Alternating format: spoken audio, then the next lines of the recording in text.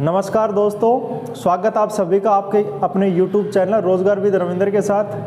कल अपन ने पहला टाइप अपन ने स्टार्ट किया था संख्या पत्ती का इकाई अंक और कंप्लीट हो चुका था। दूसरा टाइप हमने बताया था कि दूसरा टाइप अपन शून्यांक नियम स्टार्ट करेंगे, जीरो रूल। अब जीरो रूल किस प्रकार से करते हैं दोस्तों, तो अपन सबसे पहले यहाँ पर बात करते हैं हम नेचुरल नंबर की। तो नेचुरल नंबर से अगर अपन यहाँ से स्टार्टिंग करते हैं और नेचुरल नंबर से जैसे अपन ने स्टार्टिंग की, एक छोटा सा हम एग्जाम्पल के तौर पर इसकी स्टार्टिंग कर रहे हैं। जैसे 1 into 2 into 3 into 4 into 5 into 6 into 7 into 8 into 9 into 10।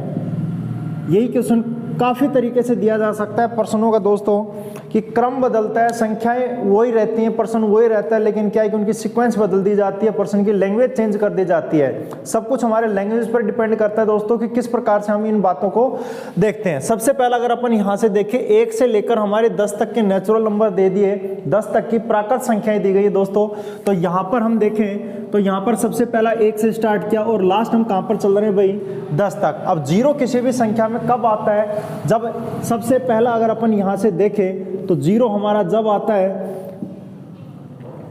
जब संख्या में का इकाई अंक का मान, सबसे पहले हमने इकाई अंक पढ़ लिया। अब इसके इकाई के अंक का मान, यूनिट डिजिट का मान, कोई भी अगर किसका फैक्टर दिखाई दे, हमें 5 का फैक्टर दिखाई दे और दूसरा हमारे पास कोई दूसरा मान इसके साथ ही हो और वो मल्टीप्लाई के मान में दिया जाए और मल्टीप्लाई के मान में भी हमारे पास कोई भी इवन नंबर हो। इवन मतलब कौन सी संख्या हो भाई, सम संख्या हो। अब कोई भी सम संख्या का मान हमारा किस प्रकार से प्रदर्शित किया जाता है दोस्तों, तो यहाँ पर हम देखें सम संख्या का मान हमारा 2 भी हो सकता है, 4 भी हो सकता है, 6 भी हो सकता है, 8 भी हो सकता है। कोई भी सम संख्या का मान प्रदर्शित कर सकता है, या 2 का कोई मल्टीपल आता है तो उसकी राइट हैंड साइड में कितने जीरो प्राप्त होते हैं दोस्तों, 1 जीरो प्राप्त होता है। ये एक बेसिक सा पर्सन है और ये कई बार एग्जाम्स में पूछ लिया जाता है। हम यहाँ से अगर बात करें, इस 5 का मल्टीप्लाई हमने 2 से किया तो हमारे पास 0 प्राप्त हुआ। इसी प्रकार से या फिर किसी भी पर्सन के यूनिट डिजिट का मान ही हमें क्या दिखाई दे 0, तो आंसर का इकाई के अंक का मान भी हमारे पास क्या निकल के आता है, यहाँ से 0। ये चीज़ हमने इकाई के अंक में पढ़ी थी। तो यहाँ पर हम कह सकते हैं जब पर्सन के इकाई अंक का मान 0 हो तो वहाँ पर उसके दाईं तरफ भी कितने जीरो आएंगे, 1 जीरो आ सकता है। या फिर इसको भी हम 0 जब आता है जब वो 5 का फैक्टर और इवन फैक्टर होता है, या फिर हम जैसे कोई 5 का फैक्टर लिया और 5 के फैक्टर को हम किसी भी इवन नंबर से मल्टीप्लाई करते हैं तो हमारे पास 1 जीरो प्राप्त होता है, हमने देख लिया। लेकिन जैसे हमारे पास 5 का फैक्टर एक और आ गया और एक इवन का फैक्टर आ गया, तो इसके 5 फैक्टर से इस इवन फैक्टर से तो 1 जीरो आया, और इस 5 के फैक्टर से और इससे 1 जीरो और आया, तो हमारे पास कितने जीरो हो जाएंगे राइट हैंड साइड में दोस्तों, 2 जीरो। अगर मल्टीप्लाई भी करके अगर हम देखते हैं तो कितना होता है भाई, 5 5 25, 25 दूनी 50 और 50 दूनी कितना हो जाएगा 100। तो यहाँ पर राइट हैंड साइड में कितने जीरो आए दोस्तों, 2 जीरो आए। इसी भी वैल्यू को हम आगे और बढ़ा सकते हैं, और आगे किस प्रकार से बढ़ाएंगे कि यहाँ पर अगर हम देखें तो 5 का मल्टीप्लाई हम 5 से करें और फिर कोई भी इवन फैक्टर लिया जाए, और कोई कितने भी इवन फैक्टर ले सकते हैं, लेकिन हमारे पास तो ये 5 का फैक्टर इससे मल्टीप्लाई होगा और ये 5 का फैक्टर इससे, तो अब भी कितने जीरो आएंगे, 2 जीरो।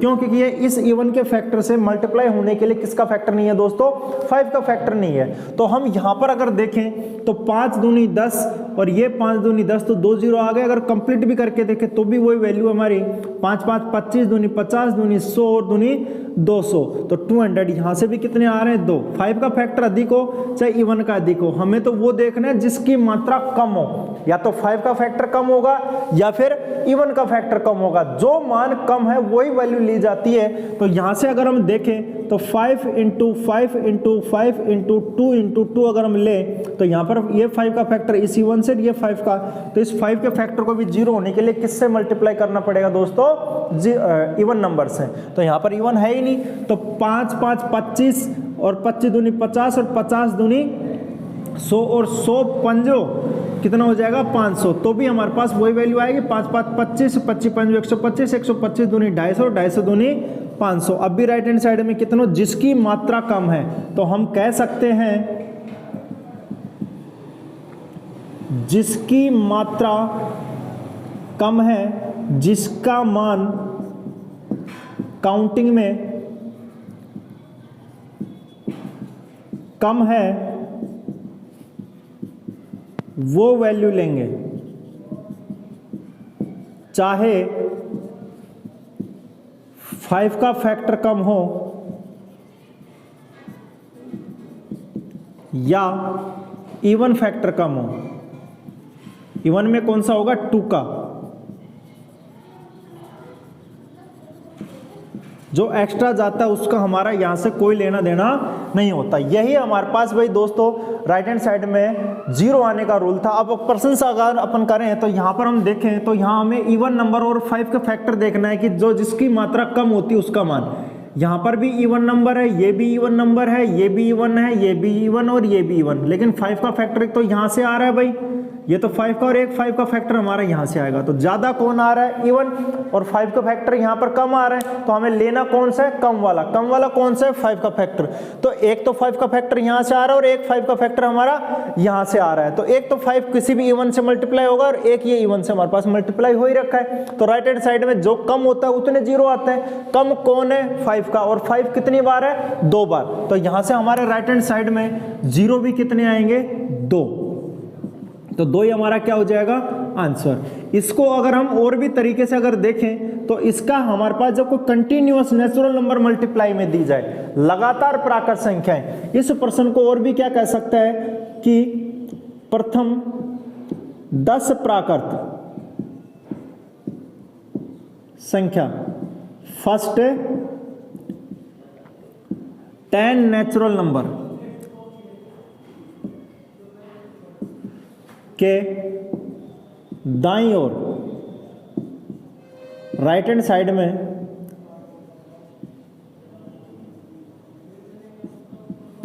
दाईं ओर किसका मान पूछा जाएगा, शून्यांक, कि 0 वैल्यू कितनी होंगी।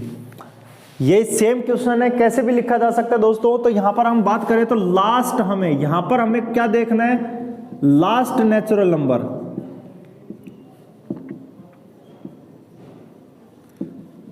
लास्ट नेचुरल नंबर मतलब अंतिम संख्या, और वो भी कैसी, प्राकृत संख्या।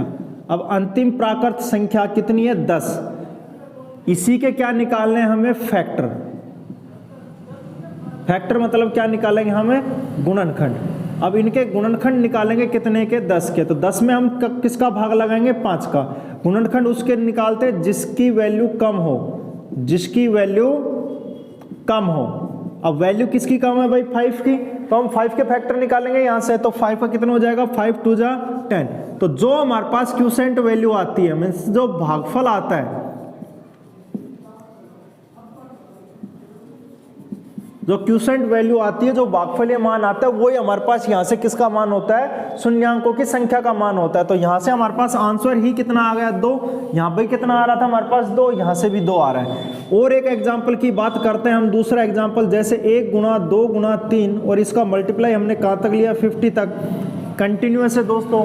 तो लास्ट नेचुरल नंबर हमारा कहां तक है, 50 तक। तो 50 में हम भाग लगाएंगे, 50 को डिवाइड करेंगे कितने से, 5 से। तो कितनी बार जाएगा, 10 टाइम्स। अब भी जा रहा है तो कितना आ जाएगा हमारे पास, 2 टाइम्स। तो यहां से क्यूसेंट कितने हो गए, टोटल करेंगे क्यूसेंट का, तो टोटल कितना हो जाएगा, 10 + 2। तो हमारा आंसर कितना हो जाएगा, 12। तो यहां से आंसर हमारा कितना आएगा दोस्तों, 12 आएगा।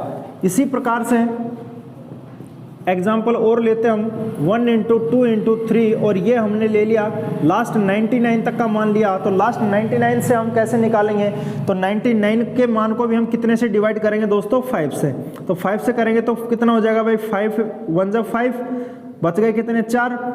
तो कितनी बार जाएगा, 9 टाइम्स। फिर 5 से करेंगे तो 3 टाइम्स। जो शेष बचता है उससे कोई लेना देना नहीं होता, हमें तो सिर्फ और सिर्फ जितनी बार कंप्लीटली भाग जा रहा है, कितने का, 5 का, वो वैल्यू उसके भागफलीय मान लिखना है, हमें क्वोशिएंट मान लिखना है। तो 19 बार गया, फिर कितनी बार गया, 3 बार। अब भाग जाएगा नहीं, तो 19 प्लस कितना हो जाएगा हमारे पास, 3। तो टोटल आंसर हमारा कितना हो जाएगा दोस्तों, 22 हो जाएगा। यहां से इस प्रकार के मान हम क्या निकालते हैं, इसके शून्यांकों की संख्या का मान। और अपन थोड़ा सा प्रश्न बढ़ाते हैं, और एग्जाम्पल के तौर पर हमने ले लिया जैसे 1 गुना 2 गुना 3, और ये जैसे हमने ले लिया 599 कि दाईं और अंक में शून्यांकों की संख्या का मान क्या होगा। तो क्या होगा दोस्तों, 599 में हम भाग लगाएंगे कितने का, 5 का। तो यहाँ पर हमारे पास वैल्यू हो जाएगी 1 बार, और ये भी 1 टाइम्स, और यहाँ पर हमारे पास बचेगा 4। तो ये कितनी बार होगा, 5 9 45, 4 9 जा फिर हमारे पास 5 9 जा होगा तो यहाँ पर 5 से डिवाइड करेंगे तो यहाँ पर 5 दूनी 10 और बच गए 1, तो 5 दिए कितना हो जाएगा भाई 15, और ये 5 चौके 20। तो कहने का मतलब हमारे पास शेषफल को नहीं देखना, हमें तो सिर्फ और सिर्फ इनके भागफलीय मान देखने, क्वोशिएंट मान देखने।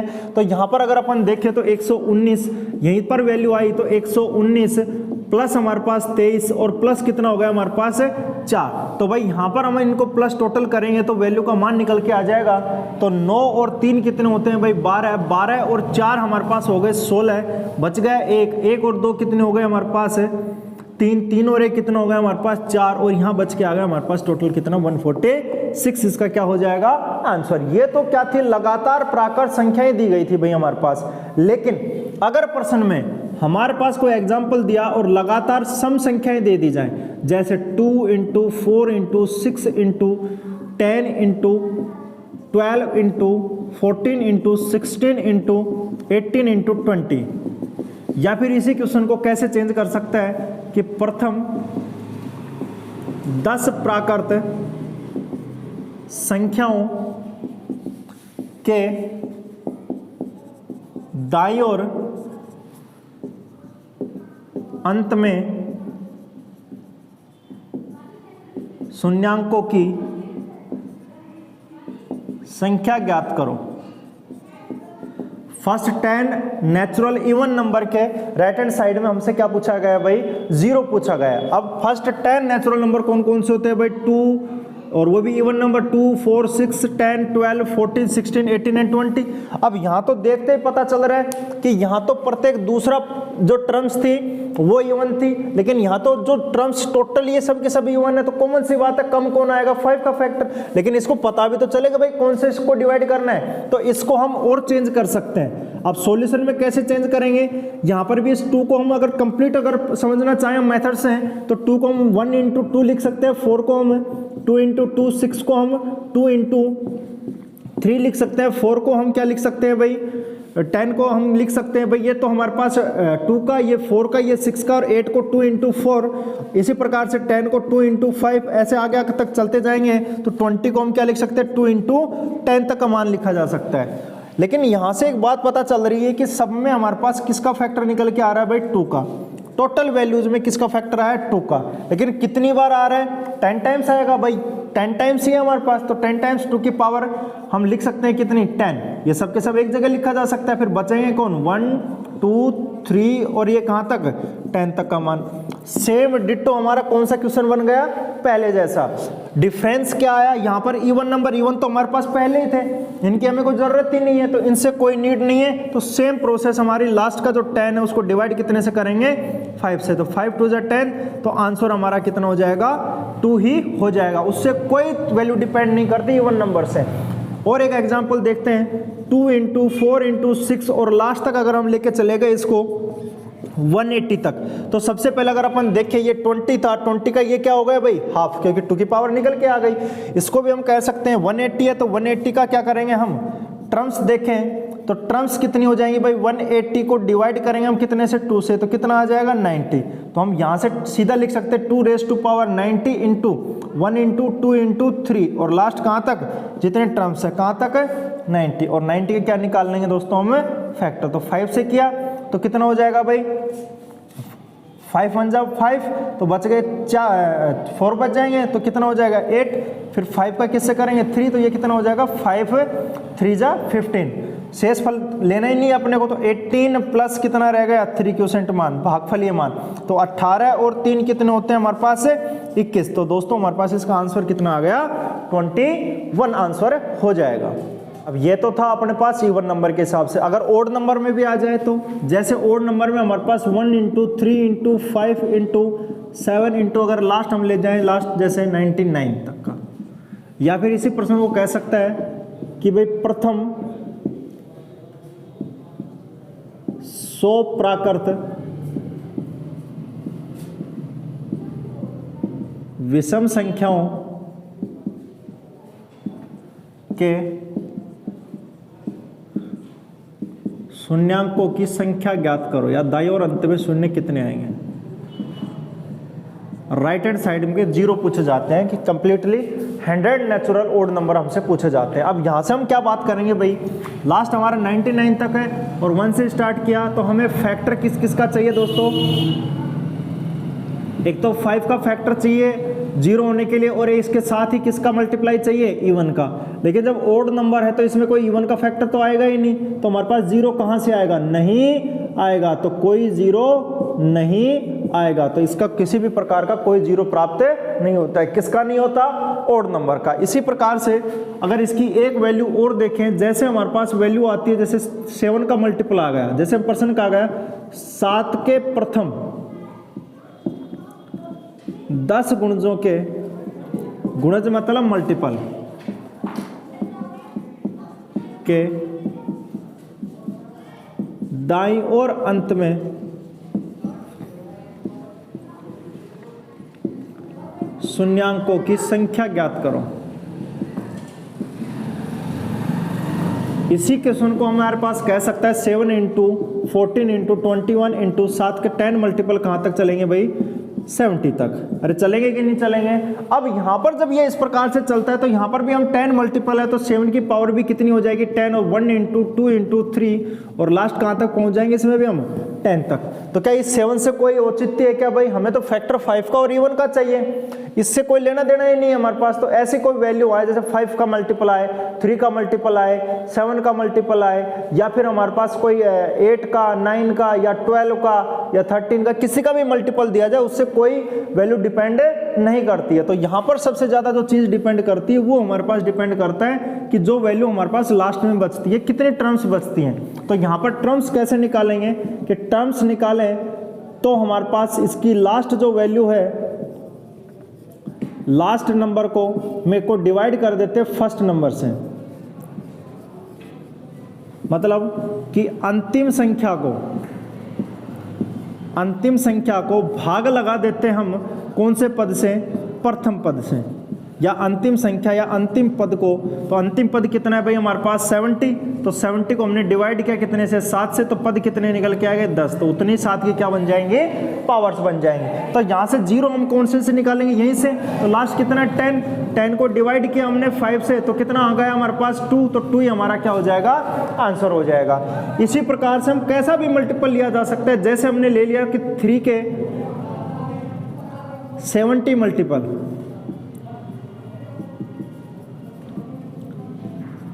के राइट हैंड साइड में